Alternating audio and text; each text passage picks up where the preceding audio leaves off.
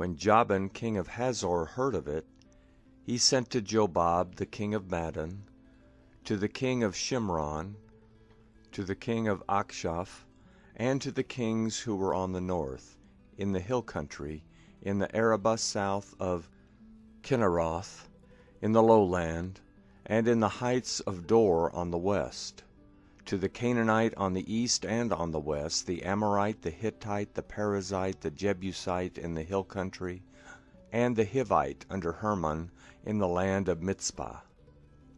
They went out, they and all their armies with them, many people, even as the sand that is on the seashore in multitude, with very many horses and chariots.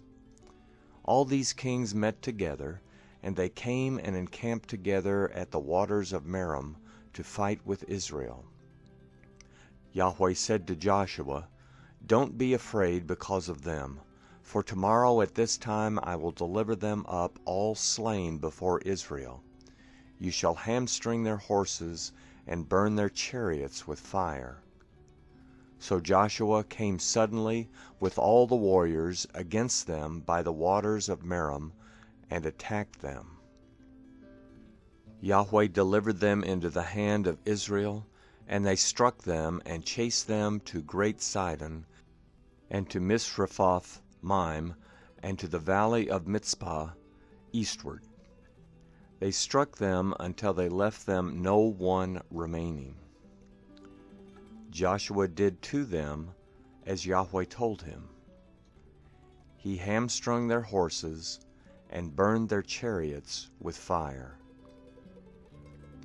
Joshua turned back at that time, and took Hazor, and struck its king with the sword, for Hazor used to be the head of all those kingdoms.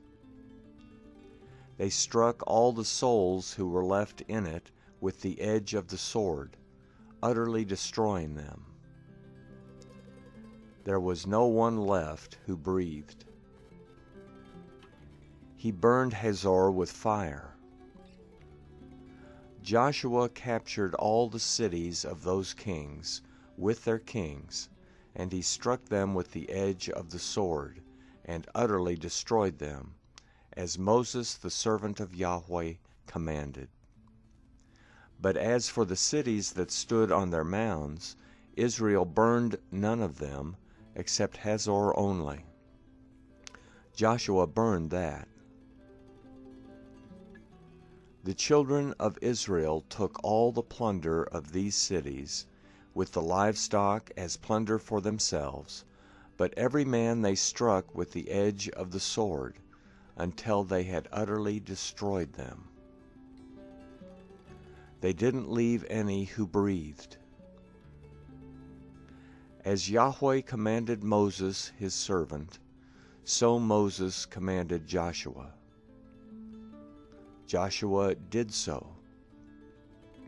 He left nothing undone of all that Yahweh commanded Moses.